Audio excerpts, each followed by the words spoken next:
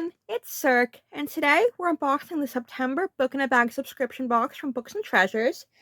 If you would like a subscription for yourself, you can go to booksandtreasures.com, and they have a wide variety of subscription boxes to choose from, ranging from a single surprise book chosen for you based on your favorite genre and any other information you'd like to give them to help them choose the perfect book for you, all the way up to the box that I get, the Book in a Bag, which, in addition to your surprise book, also comes with 2 bookish gifts.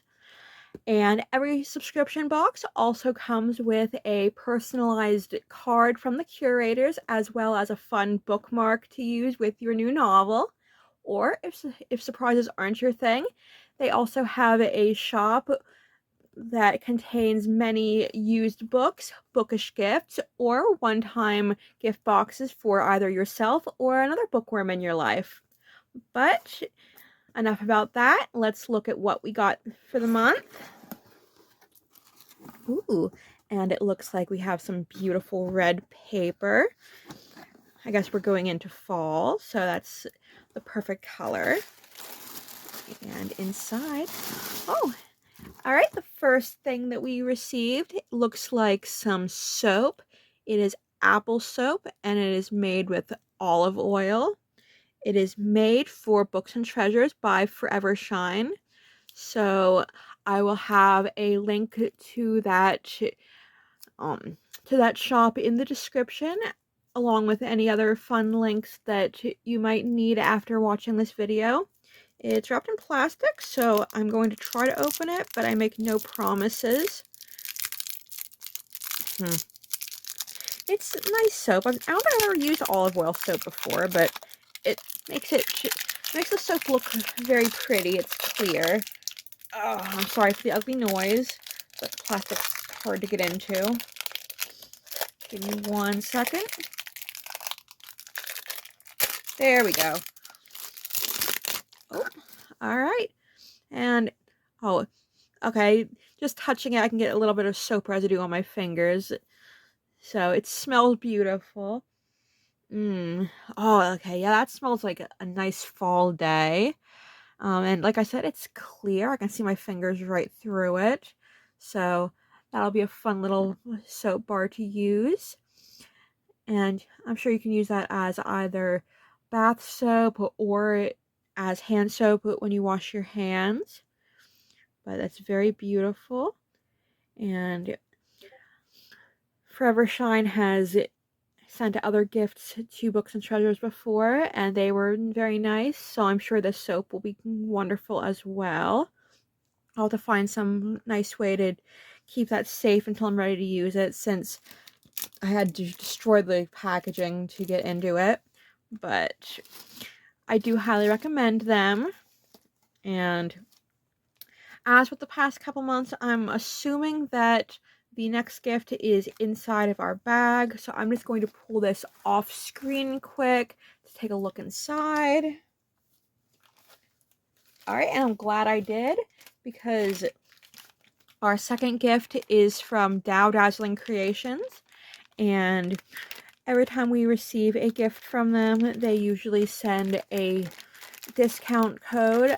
I haven't had the opportunity to buy directly from them yet, so I don't know if that discount code will come with every order that you receive from them, but whenever they send a gift to include it in Books and Treasures, I always have to be a little careful, since I don't want to flash that code for everyone to see on the internet.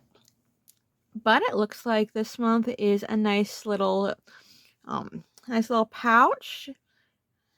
Maybe use it as a coin purse or to store extra things. Or, just a thought, maybe we could slip our soap into it, and it would make a nice little soap holder. Though I'm not sure if that's the way it's intended to be used. I'll have to take a little look in their shop quick after I make this video to see if they have any similar items in their shop. But since the soap was in there, yep, it's gonna smell beautiful now no matter what I use it for. But it is yellow and white, and it's made out of it's made using a pretty loose stitch. And then there's a drawstring on top. I'm going to untie it and hope that it doesn't mess anything up. But yep, we can draw it closed and keep our things safe while we're using it. And the yarn is a little rough, but it's not horrible. It's just a little more coarse than what I usually use. But if you're just using it as a coin purse, I'm sure that won't cause any issues. But like I said, it is a very lovely little bag, regardless of what it's used for. And I'm sure I can find many different uses for it in the future. So I'm going to put those back in the box and set that aside. And then we're going to move on to our book in a bag itself.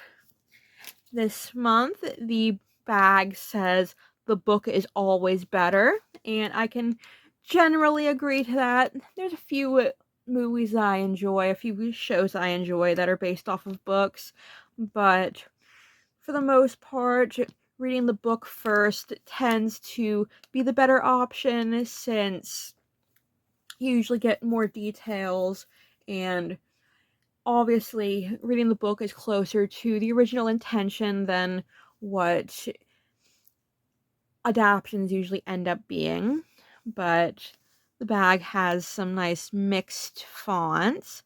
The book and better are a kind of, it's a sans serif font, and it's print. And I have a word in my head for how to describe that font, but I can't think of it at the moment. But then is always is in a nice script font, so that adds a little nice variety. And then above the words is a graphic of an open book, inviting us to read a couple of books before we see their adaptions so that we can compare properly. And then, as always, inside the bag, we have our surprise book, which we will open last. Our card, which is fitting the theme with being in a red polka dot envelope. Oh, and this is a new type of bookmark for this box. I don't think we've received one like this before. We've gotten a paper bookmark, and it is laminated, and it looks like a big stack of books in a, I'm not sure if sepia is the right word. It's kind of a naturey color scheme with lots of browns and muted greens, and it's very nice. And then we have a black tassel, and it's twist braided, and then the ends are left loose, and it's very shiny. It's a very nice tassel. And this bookmark is, I hope it's not as flimsy as it feels. Paper bookmarks do tend to be a little more fragile than other types of bookmarks, but because it's laminated, that probably adds some good staying power to it, I think the right word would be. So hopefully it can stand up to a lot of uses, because I do a lot of reading, and while I try to cycle through my bookmarks, I do get a little rough on them sometimes. I have had to repair bookmarks or retire them over time, just because I've used them so much that they ended up getting worn out and ripping. But that will go in my collection, and hopefully I will use that very soon. And then let's look inside our card.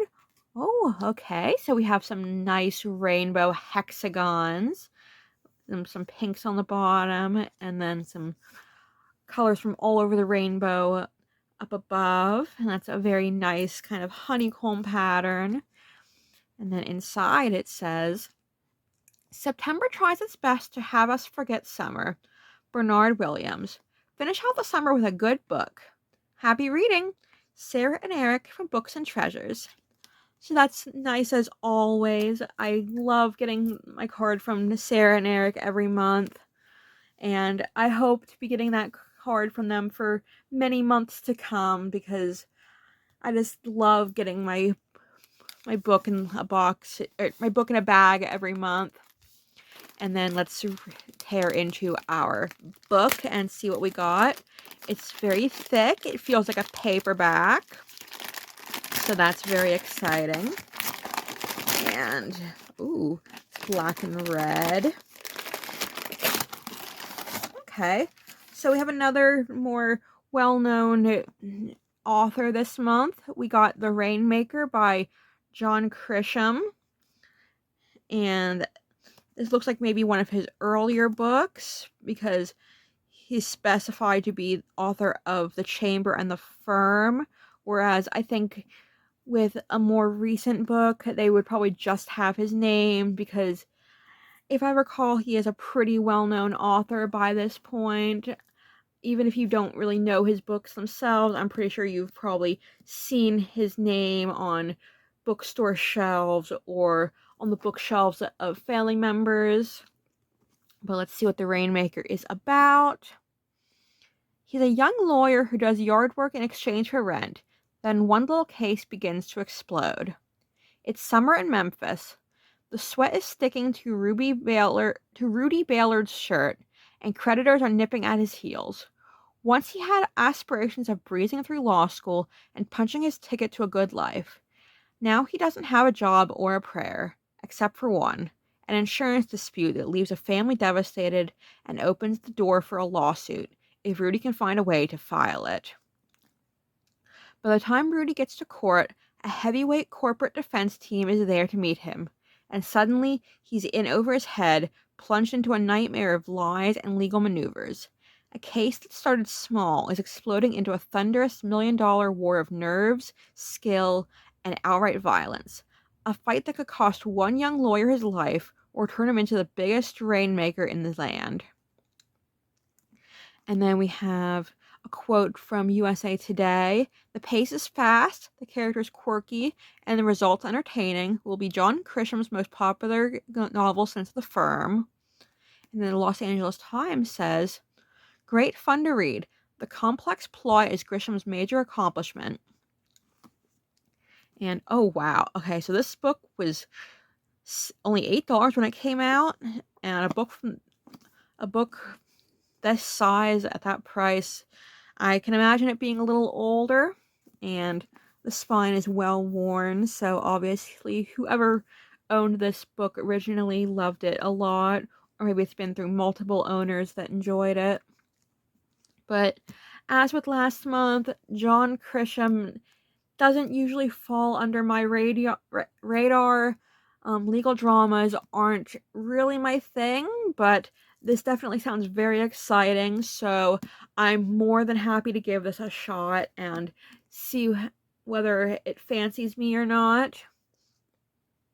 But with that, we've come to the end of another unboxing. I thank you so much for watching, and I hope that you have a great day. I hope that you find a wonderful book to read and enjoy the nice weather while it lasts. And I hope that I get to see you again soon.